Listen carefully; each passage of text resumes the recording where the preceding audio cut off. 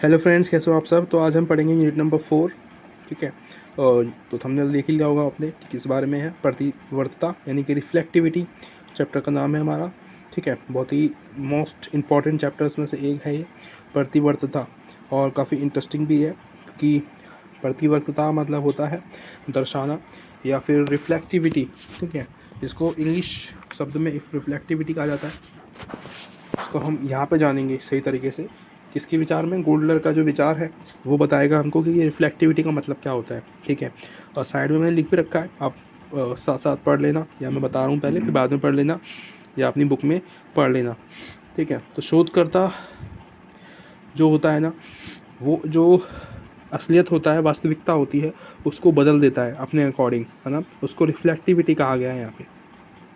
ठीक है, यानी कि मेरा जो एक्सपीरियंस है, मैं अपने अकॉर्डिंग जो चीज़ें मेरे सामने हुई है ना, मैं उसको ढाल दूंगा। मैं जो जैसा हुआ है, जैसी चीज़ें मेरे सामने घटी हैं, मैं वैसे नहीं लिखूंगा उसको। मैं उसको एक स्टोरी में बना के चेंज करके अपने हिसाब से उसको एक्सप्लेन करूँगा, लोगों को दिखाऊँगा, जैसे कि मूवीज़ में होता है।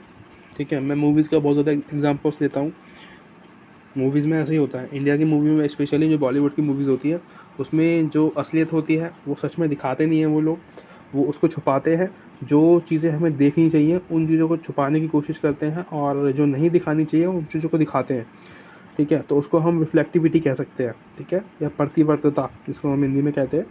शोधकर्ता वास्तविकता को अपने अनुसार दिखाने की कोशिश करता है, क्योंकि यहाँ शोधकर्ता डाटा को एकत्रित कर प्रस्तुत करता है। ठीक है, यानी कि जो शोधकर्ता होता है, रिसर्चर होता है, वो चीज़ों को इकट्ठा करके पेश करता है। ठीक है, दिखाता है। तो यानी कि पहले तो उसने चीज़ों को इकट्ठा किया। ठीक है, फिर उसके पास रही वो चीज़ें, उसने उन चीज़ों को अपने अनुसार ढाला और फिर हमको दिखाया। ठीक है, जैसे कि फिल्मों में होता है, मूवीज़ में स्क्रिप्ट होती है। ठीक है, स्क्रिप्ट को लिखा जाता है, उसके बाद स्क्रिप्ट को चेंज करते हैं बीच बीच में, कुछ ना कुछ अपने हिसाब से चीज़ों को चेंज करके एक्सप्लेन करने की कोशिश करते हैं। कुछ शोधकर्ता अनुभवों से उत्पन्न होते हैं। ठीक है, जो जो शोध होते हैं, कुछ रिसर्च होती है, वो उनकी एक्सपीरियंस से निकल के आती है। ठीक है, जो शायद उनके लिए सही है, हमारे लिए नहीं। ठीक है, सभी तथ्यों को छांटकर क्रम में लिखा जाता है, और जिसे शोधकर्ता प्रस्तुत करता है, ये जानने का प्रयास करता है कि व्यक्ति ने अपना जीवन कैसे जिया है। ठीक है जी। और इससे क्या फ़ायदा होता है? इससे इनको लगता है कि समाज में जागरूकता पैदा होगी। ठीक है, गोडलर जो है, इन ऐसा मानना है गोडलर का कि गोडलर का नहीं मानना है, ऐसा जो शोधकर्ता करते हैं ना चीज़ों को, उनका ऐसा मानना है कि ये जागरूकता कर लाता है चीज़ों में। ठीक है, सूचित करता है समाज को, चीज़ों के बारे में जानने को देता है कि रिफ्लेक्टिविटी भी कोई चीज़ होती है। ठीक है, समाज में कि चीज़ों को फ़िल्टर भी कर सकते हैं हम लोग। ठीक है, फ़िल्टर करके एक्सप्लेन करते हैं। तो हमें जागरूक होना चाहिए, चीज़ों को समझना चाहिए कि ये चीज़ें भी समाज में होती है, कि जो एक्चुअलिटी है, जो रियलिटी है, उसको इमेजिनरी बनाने की कोशिश की जा रही है। ठीक है, और एक और है यहाँ पे, ये रे कहाँ गए, गार्फिक निर्जातीय प्रणाली के माध्यम से प्रतिवर्तता को समझाने की कोशिश कर रहे हैं ये। ठीक है, तो ये पढ़ के कंफ्यूज नहीं होना है। क्वेश्चन में भी अगर ये आ जाए डायरेक्टली, वेरी वेरी इंपॉर्टेंट में लिख रखा है मैंने, शायद ये प्रीवियस ईयर में आया होगा। तो निर्जातीय प्रणाली के माध्यम से प्रतिवर्तता, तो इनका क्या मानना है?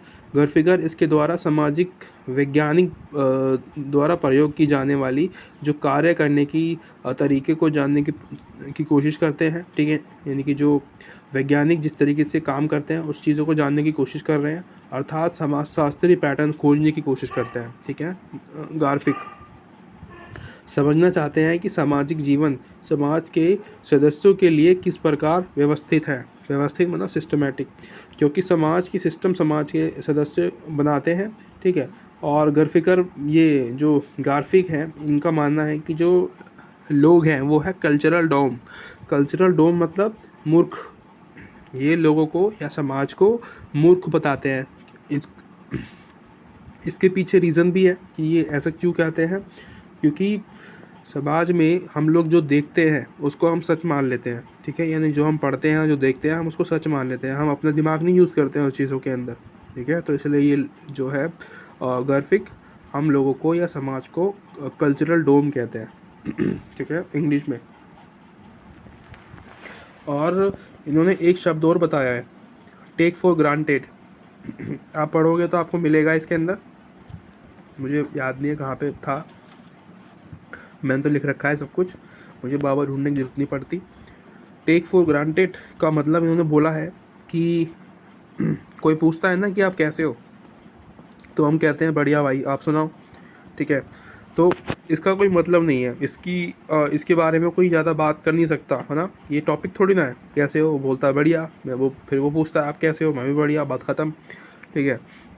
तो ये इसको इनका मानना है कि ये जो बातें हैं ना टेकिंग फॉर ग्रांटेड है, यानी कि फालतू की बातें हैं, इसका कोई मतलब ही नहीं है, ठीक है। कुछ ऐसी बातें होती है समाज में जो कि फालतू होती है, उनका कोई मतलब ही नहीं होता, कोई टॉपिक ही नहीं होता वो बात करने का। हम कोशिश करते हैं बात करने की, हाल चाल पूछ के हम सोचते हैं स्टार्ट करेंगे, पर ऐसा नहीं होता। हम पूछते हैं कि कैसे हो भाई, कैसे हो, तो सामने वाला बोलता है ठीक हूँ, बस ख़त्म, ठीक है। तो इसलिए उनका मानना है कि ये जो चीज़ें हैं ये सर पैर की बातें हैं, बिन सर पैर की बातें, ठीक है, जिसका कोई सर है ना कोई पैर है। तो होप ये वीडियो अच्छी लगी होगी, अगर अच्छी लगी तो सब्सक्राइब और लाइक कर देना, ठीक है। मिलते हैं अगली वीडियो में, बाय बाय।